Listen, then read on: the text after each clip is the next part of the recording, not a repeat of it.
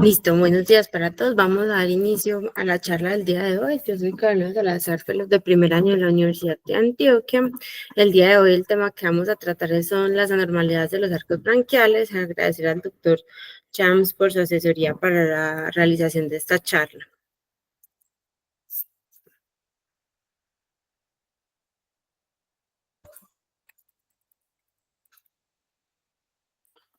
Bueno, entonces, ¿cómo vamos a hacer o cuál va a ser el derrotero para el día de hoy? Vamos a empezar con un poquito de epidemiología, vamos a hacer algo de énfasis en la embriología, que para este tema es importante entender un poco el origen y el desarrollo, que finalmente es lo que va a determinar las presentaciones clínicas y el abordaje, factores de riesgo, cómo es la forma de presentación de los pacientes, el diagnóstico del tratamiento.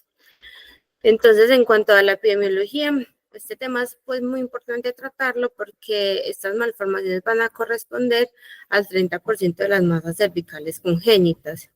La gran mayoría, el 95%, van a corresponder al segundo arco, menos del 1% al primer arco y más o menos entre el 2 al 5% el tercer y cuarto arco. Es importante que en algunos casos los pacientes van a tener un retraso en el diagnóstico y pueden llegar a presentar infecciones a repetición y más o menos 20% van a presentar una infección aguda antes del manejo definitivo. La forma de presentación puede ser en diferentes espectros. Vamos a tener pacientes que tengan fístulas cuando el trayecto comunica la forma, pues la parte interna y externa, quista, cuando no hay comunicación y están obliterados tanto la apertura interna como externa, y senos cuando lo que está permeable es la apertura interna y la externa está obliterada, y remanentes cartilaginosos. Porque es importante pues hablar de embriología, se los había mencionado un poquito en la introducción, pero es porque la forma en que se desarrollan los arcos branquiales va a definir cuál es la presentación, cuál es la distribución, y esto es importante a la hora del diagnóstico y el tratamiento. Entonces, es importante que entre la semana 4 y 8 del desarrollo del embrión vamos a tener unos arcos branquiales que van a dominar o van a ser dominantes en el área cervicofacial. Estos arcos van a asemejarse a lo que es como el órgano branquial de los animales, aunque no tenga una función branquial, pero por su semejanza anatómica, pues es por eso que toman este nombre. Inicialmente van a ser 6 pares, pero finalmente el quinto va a ser transitorio y va a desaparecer. Entonces, finalmente quedamos con 4 arcos en la parte cervical. ¿Cómo se van a formar? Entonces, es importante que va a haber una zona externa que es el ectodermo, una zona interna que es el endodermo, y pues en la mitad va a estar formada, pues va a estar el mesodermo y se van a formar unas bolsas o van a proliferar unas bolsas de mesénquima, y es importante que no va a haber una conexión entre la parte ectodérmica y la endodérmica. A medida que pasa el tiempo, digamos que va a haber una formación craneocaudal y el mesénquima se va a ir obliterando. Cuando hay una ausencia de esta obliteración es que se van a formar las anormalidades de los arcos branquiales, cuando este proceso es incompleto. Que es muy importante, que cada arco finalmente se va a transformar durante la gestación a un patrón anatómico definido y va a tener una relación nerviosa, vascular y muscular. Y eso pues se define el origen por cada arco.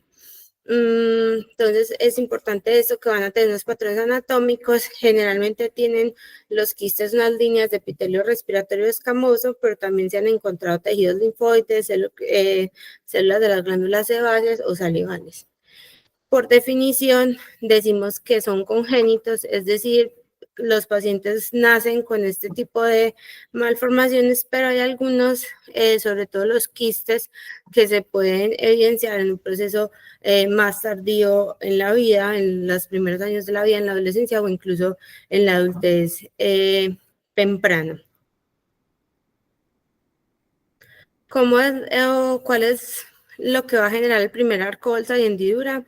También se denomina mandibular, digamos que es muy importante que esta hendidura es la única que va a persistir como una unidad anatómica ya en el recién nacido, como el conducto auditivo, y el resto de sus componentes va a, pues, a contribuir a la formación de la cavidad timpánica, el conducto de Eustaquio, la cavidad del oído medio y la mastoides.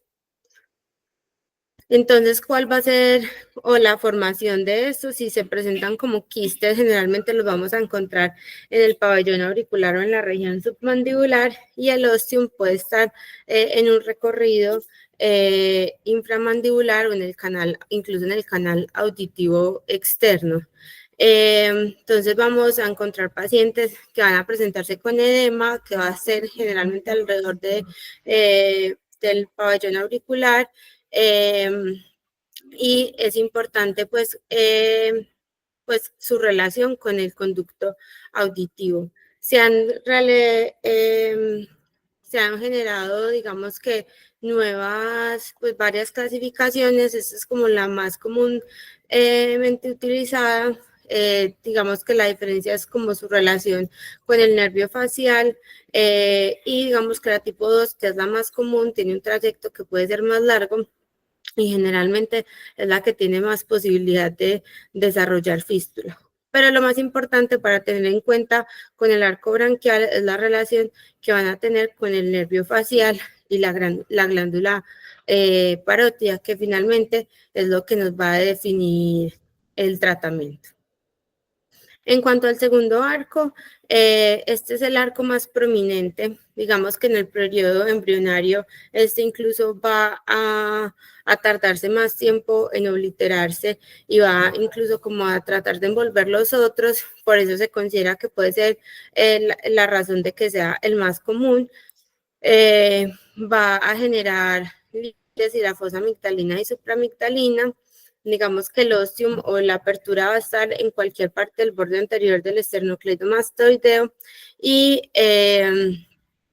la apertura interna va a ser en la nasofaringe, la orofaringe, o incluso en la fosa amigdalina. Es importante que el trayecto o el tracto que va a tener las fístulas van a ir profundo, pues, o sea, va a trazar el platisma, va a ir por la vaina carotidia, va a pasar entre las arterias carótida interna y externa y va a cruzar el hipogloso y el digástrico posterior. Entonces es importante pues esta relación y tener en cuenta como el nervio hipogloso, el vago, incluso el espinal accesorio. También se han clasificado según como la profundidad y su relación con el paquete o con la vaina carotidia, siendo la tipo 1 más lateral, y la tipo 4 va a estar más medial a la vaina carótida y adyacente a la fosa amigdalina. El tercer arco va a contribuir a la faringe por debajo del ilioides. Vamos a encontrar que el tercer y el cuarto arco van a compartir o van a ser muy similares. Ya la parte endorrémica va a contribuir a la formación de la paratiroides inferior y al timo. Y el cuarto arco, como les había dicho, también contribuye a la faringe por debajo del ilioides y va a llevar a la formación de la paratiroides superior.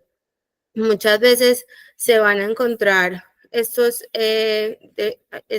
defectos como unidos, o sí, como un manejo que es como similar, porque ambos van a tener una apertura interna al seno piriforme, y eso va a definir pues como finalmente el abordaje y el diagnóstico de estos pacientes.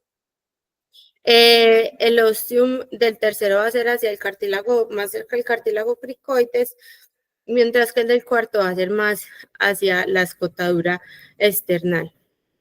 Es importante tener en cuenta que los trayectos del tercer arco, el tercer y cuarto, son mucho pues como más complejos. El tercero va a ascender como por la vaina carotidia, va a pasar por encima del laringio superior y pues tiene relación importante también con el glosofaringio. Va a perforar la membrana tiroidea y va a entrar pues como superior ya al seno piriforme. Y el cuarto arco branquial también tiene un trayecto que es complejo y asemeja inclusive el recorrido que tiene el laringio recurrente, pasando por debajo del callado aórtico en el lado izquierdo y por debajo de la subclavia en el derecho, pero muchos consideran que pues la complejidad de este trayecto clínicamente no se ve pues o no se encuentra como en cirugía de este tipo de trayectos que son muy complejos, pero sí es importante tener en cuenta que estos quistes del cuarto arco branquial pueden incluso penetrar la tiroides y en algunos casos va a requerir una hemitiroidectomía para poder hacer pues llegar hasta el seno piriforme y para poder hacer la resección completa.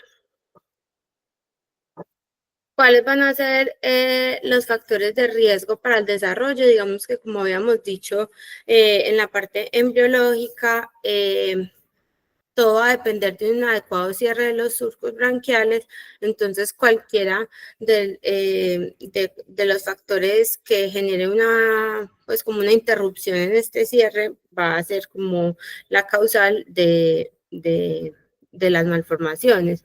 Entonces, cualquier evento que genere hipoxia en el embarazo, tóxicos como el alcohol, tabaquismo, plomo, mercurio, alguna disfunción metabólica o radiación en la gestación se ha visto pues asociado a esto.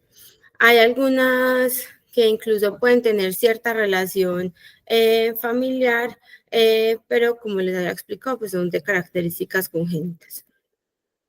¿Cuál es la forma de presentación? Entonces es importante que estas lesiones son unas masas cervicales que no son de la línea media, dependiendo si estamos sospechando si es un seno o un quiste. Entonces los quistes generalmente son unas masas que son cervicales, se pueden presentar como por la forma sobreinfectada. Vamos a buscar las marcas en la piel que me hable pues como de las fístulas, incluso en algunos pacientes se pueden palpar como los tractos hacia las zonas más profundas del cuello y si uno trata como de hacer una palpación de ese tracto puede incluso evidenciar salida de material mucoide por el ostium cuando hay pues una fístula como tal. Cuando uno pues tiene estos pacientes, lo más importante es hacer inicialmente un enfoque clínico. Como les había explicado previamente, hay algunos pacientes que se pueden presentar con infecciones cervicales a repetición y eso puede allá crear como una forma cicatrizal y eso puede incluso generar más confusión a la hora del diagnóstico, entonces que se haga de forma oportuna es muy importante, se sospecha partiendo pues como de esos signos y síntomas que presenta el paciente. Se ha tratado como de evaluar cuáles son las ayudas diagnósticas más indicadas en estos pacientes, no hay un consenso como tal de cuándo utilizarlas, tenemos digamos que la endoscopia es de utilidad si no quiere localizar como tal la apertura faríngea. Se ha incluso descrito que se administra medio de contraste por la fístula y los pacientes pueden incluso sentir el sabor como tal del medio de contraste, pero hay unos autores que están en contra como de hacer fistulografías porque porque la membrana de la fístula es delgada y eso podría abrirla y finalmente dificultar el manejo. La ecografía tiene la ventaja de que está disponible, tiene un bajo costo y tiene una buena sensibilidad para quistes, incluso para fístulas, digamos que lo que lo dificulta es que es operador dependiente. La tomografía es de utilidad en las fístulas y en los quistes.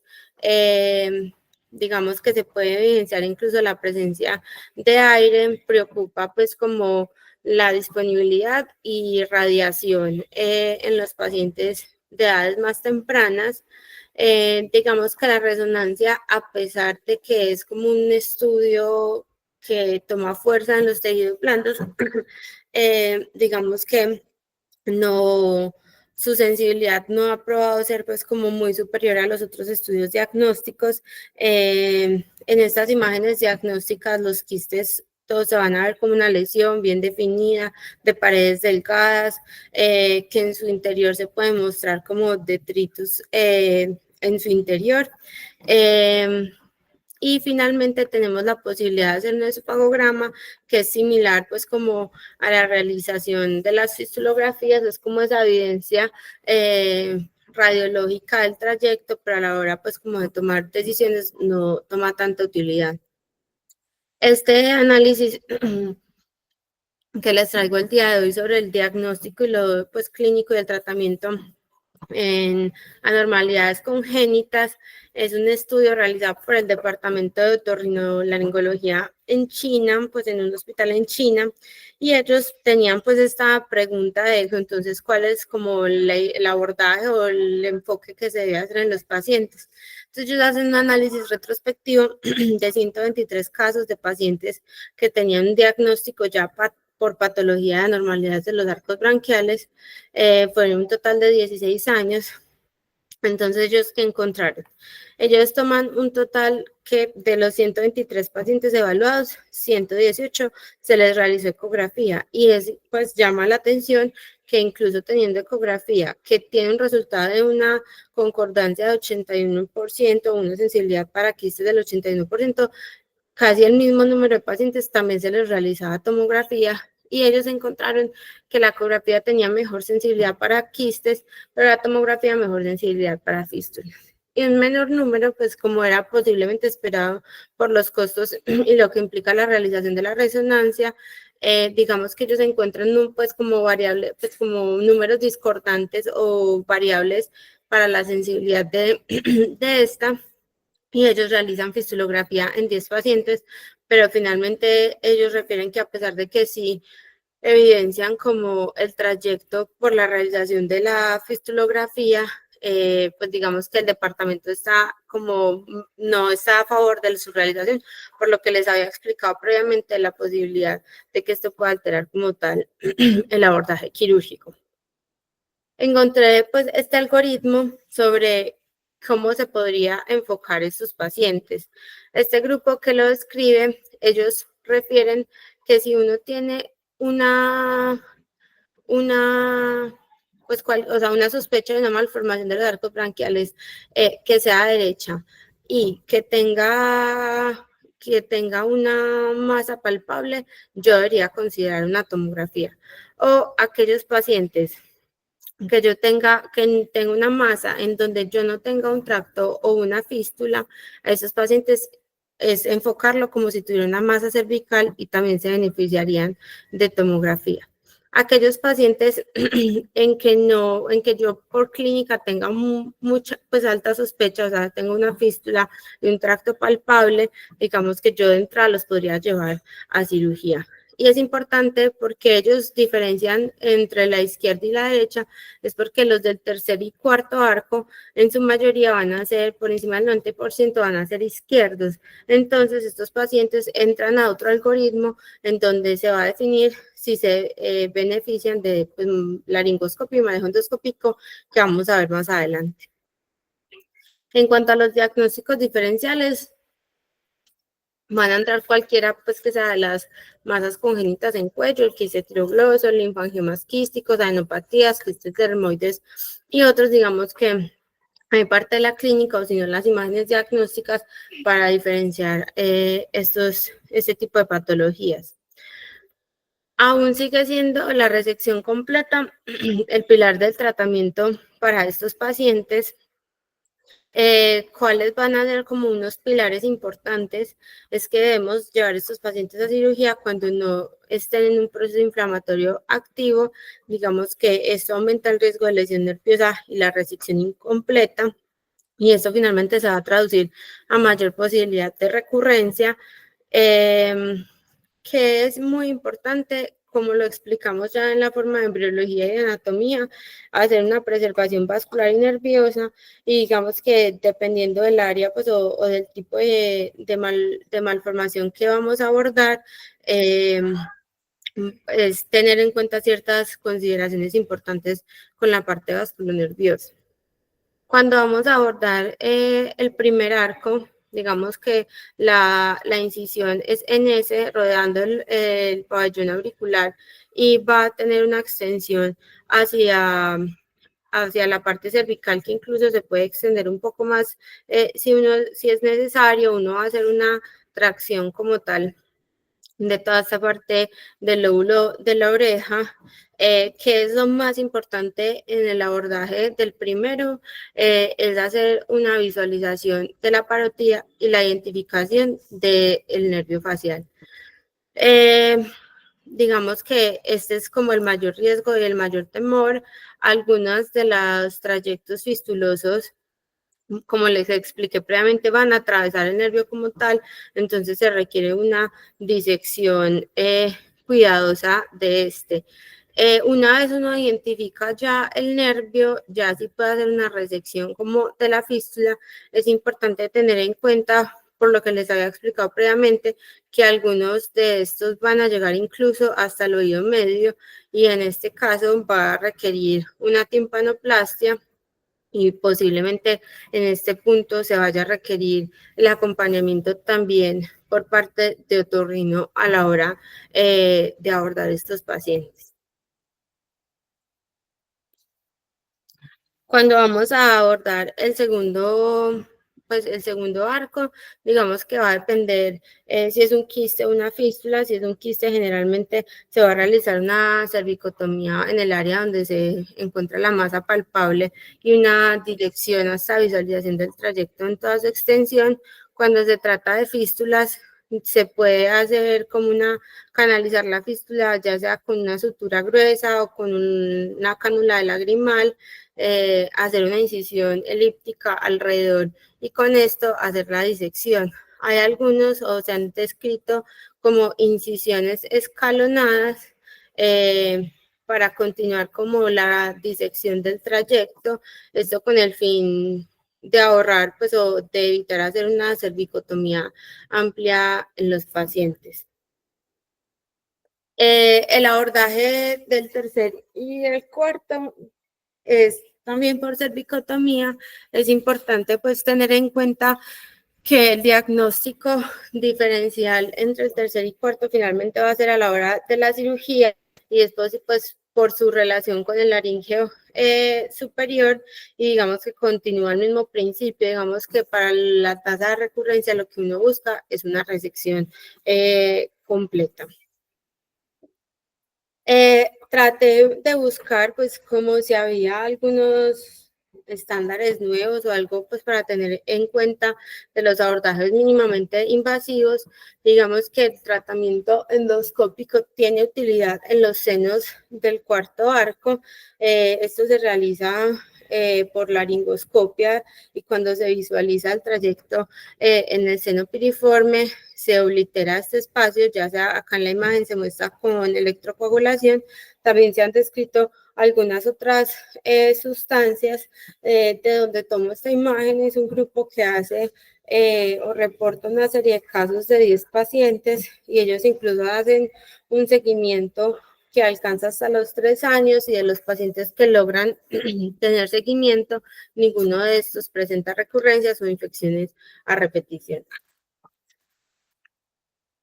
Se han reportado algunos casos de abordajes mínimamente invasivos. Vamos, que los que encontré en su mayoría son en adultos. El abordaje es transoral, axilar o submandibular.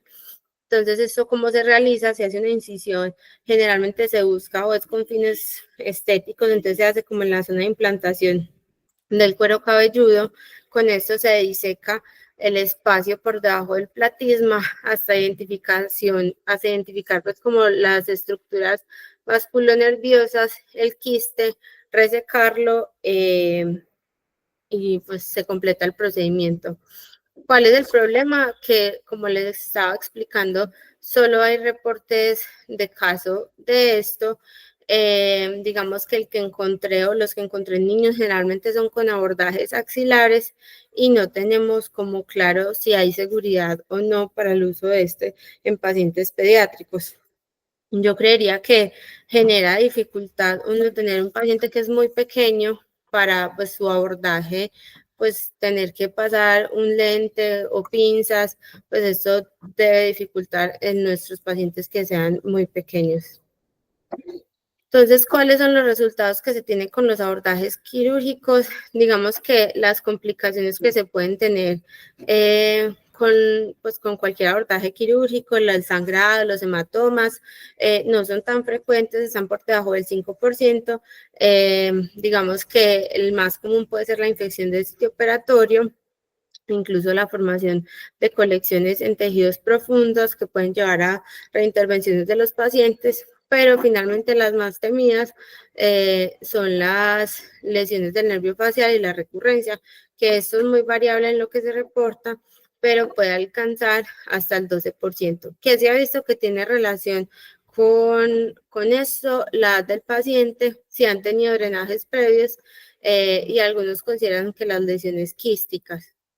Traigo acá un estudio donde se comparan como estas, como si la edad tiene una relación para alguna de estas complicaciones. Hay algunos autores que refieren o están a favor de hacer la intervención más temprano porque no ha habido procesos infecciosos.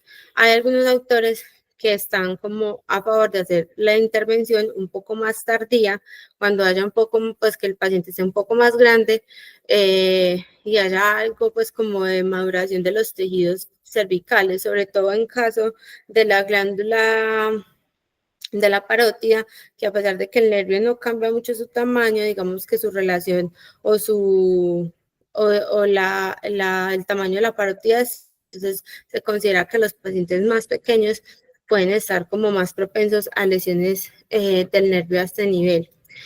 Entonces, esto se realiza, este estudio que es en Estados Unidos, se realiza tomando la base de datos nacional de National Quality Improvement. Ellos toman un total de 2.267 pacientes analizados de forma retrospectiva. Más o menos acá tenemos el promedio de edad que va a estar, pues va a estar entre los 3 y 4 años. Y cuando ellos analizan los resultados, digamos que ellos reportan una tasa verdaderamente baja de complicaciones, que es solo del 3%.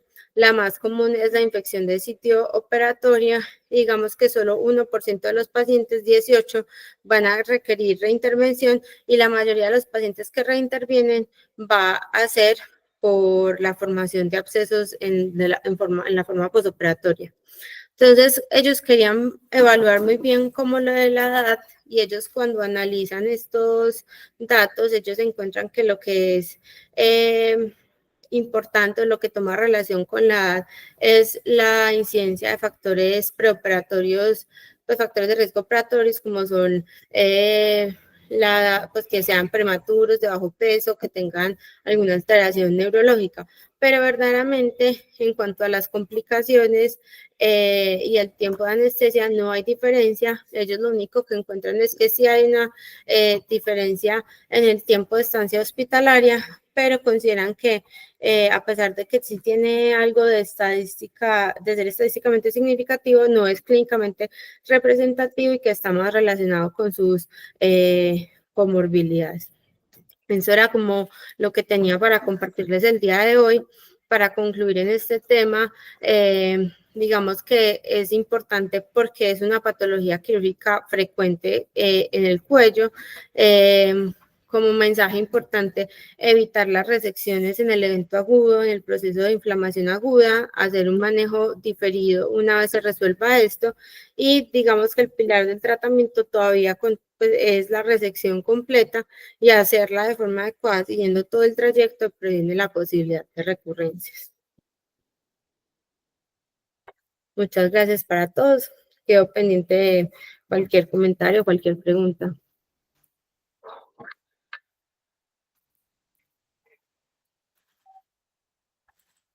¿cierto? Hola Carolina, buenos días.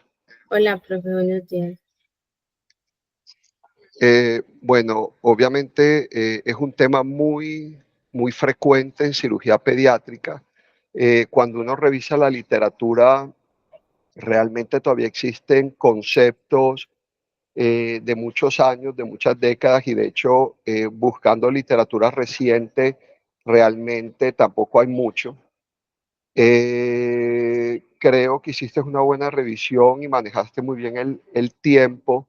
Tengo un comentario y dos preguntas. El primer comentario: es verdad que aunque la función de los arcos branquiales en nosotros los seres humanos es diferente a lo que pasa en peces y anfibios, el origen embriológico es similar. De hecho, el término branquias y bronquios, etimológicamente hablando, son muy similares. En los peces, lo que hacen las branquias es filtrar el agua y extraer el oxígeno para poderlo llevar a los pulmones. Y recordemos, como tú lo mencionaste, que estas branquias, estas hendiduras branquiales o estos quistes tienen un epitelio histológico similar al del aparato respiratorio superior. Es un epitelio cilíndrico, un epitelio respiratorio incluso, que produce moco, ¿verdad? De ahí el tema que este moco se infecte y que tengamos que hacer la resección porque es un epitelio, es una verdadera fístula. Te tengo dos preguntas. La primera pregunta: ¿encontraste alguna recomendación debido a esa relación que hay con los grupos nerviosos del cuello y el riesgo incluso de hasta un 12% de lesión nerviosa? ¿Alguna recomendación quirúrgica como en cirugía de tiroides para evitar?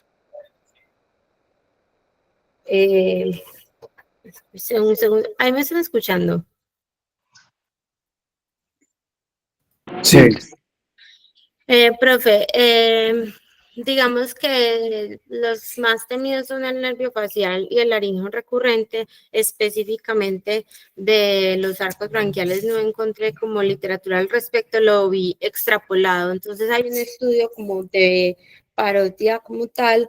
Lo que pasa es que incluye pacientes adultos, niños, incluye pues como de todo, no es específico, entonces incluye lesiones neoplásicas, o sea, como que se salen un poquito del rango de estos pacientes, pero ellos cuando evalúan la diferencia, ellos no encuentran diferencia cuando es la cirugía primaria. Y no hay como una intervención previa entre visualizar adecuadamente el nervio y hacer una monitorización. Entonces, extrapolado de esto, lo mismo pasa en tiroides y con el laringio recurrente, pues yo creería que uno consideraría llevar a esos pacientes a monitorización del nervio, si ya tiene una lesión del nervio contralateral, si es una reintervención, si ha tenido múltiples procesos inflamatorios y hay una alteración pues como de la anatomía, creería yo que quedaría limitado pues como a estos pacientes. No sé si alguien más tenga pues como un, un concepto diferente.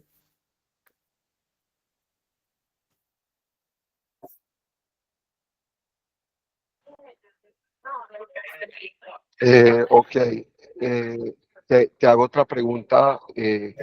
En el caso, tú mencionabas que hasta en el 10% de los casos podía haber compromiso bilateral. Ujú. En el caso de bilateralidad, primero, ¿recomendarías operarlos al mismo tiempo o no? Y si lo harías, ¿qué vía de abordaje utilizarías? ¿Una cervicotomía transversa? ¿Utilizaría incisiones por separado? ¿Qué recomendación encontraste en bilateral? Pues, profe, yo no encontré algo en particular así sobre las recomendaciones de bilateral. Lo que yo creo que yo haría sería dependiendo como del compromiso y de la lesión. Si son quísticas o si son fístulas y si están, pues si se han tenido procesos inflamatorios como tal. Si yo tengo, pues y también el lugar donde se encuentren, porque si son pues como del primer lado, pues digamos que no es posible hacer una cervicotomía completa, pero perdón, del primer arco, pero por ejemplo, si es del segundo arco y son quísticas, yo creo que yo abordaría primero un lado por ese riesgo como de lesión nerviosa, pero si son fístulas, creo que las abordaría al mismo tiempo. pero no las haría en una sola incisión, creo que haría la resección del trayecto individualizado. No sé usted qué haría. Pues ve, la verdad no he tenido la oportunidad de tener lesiones bilaterales para resección. Yo estoy de acuerdo contigo. En el proceso agudo infeccioso sería enfriar el proceso para disminuir el riesgo de lesión nerviosa. Probablemente si fueran derivados de arcos diferentes lo haría por separado. De pronto en el caso de tener arcos, por ejemplo el segundo arco branquial bilateral ambos, probablemente intentaría hacer una cervicotomía y trataría de hacer la resección en el mismo tiempo quirúrgico. Pero la verdad, pues lo doy desde mi opinión, no, tampoco puedo soportarlo con evidencia, no, no sé si el resto de compañeros tienen una opinión diferente.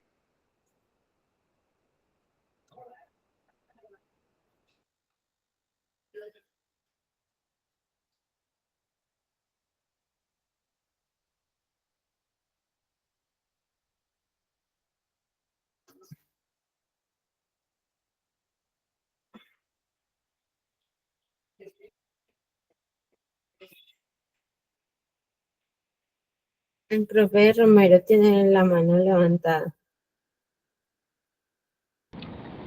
Hola Carolina, buenos días, hola a todos, buenos días.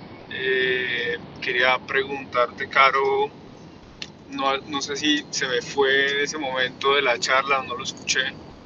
¿Qué encontraste relación de este tipo de malformaciones con la evolución hacia en la edad adulta? Sí, pues digamos que cuando se presentan los mayores de 40 años, uno debería hacer un diagnóstico pues, o una aspiración final antes de la cirugía, pero en la edad pediátrica no, no se plantea como tal este riesgo.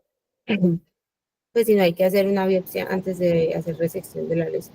No, sí, de acuerdo con tu respuesta. En realidad es el mismo proceso de inflamación crónica, pues que probablemente no lo vamos a ver nosotros de niños, sino que lo vamos a ver, se va a presentar pues ya en la edad adulta y probablemente le va a tocar el cirujano de cabeza y cuello en la edad adulta.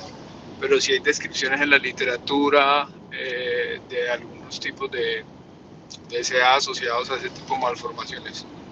Es muy bajo, pero pues está escrito.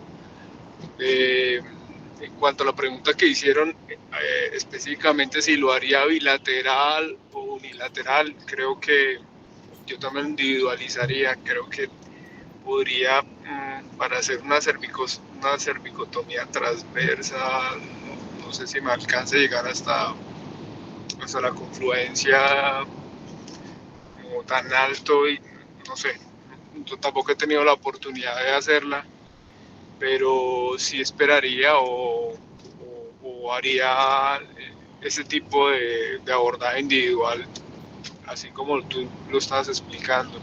Eh, pero no, yo no, tampoco he tenido esa oportunidad de hacerlo bilateral. Muchas gracias, profe. ¿Alguien tiene algún otro comentario, alguna otra pregunta?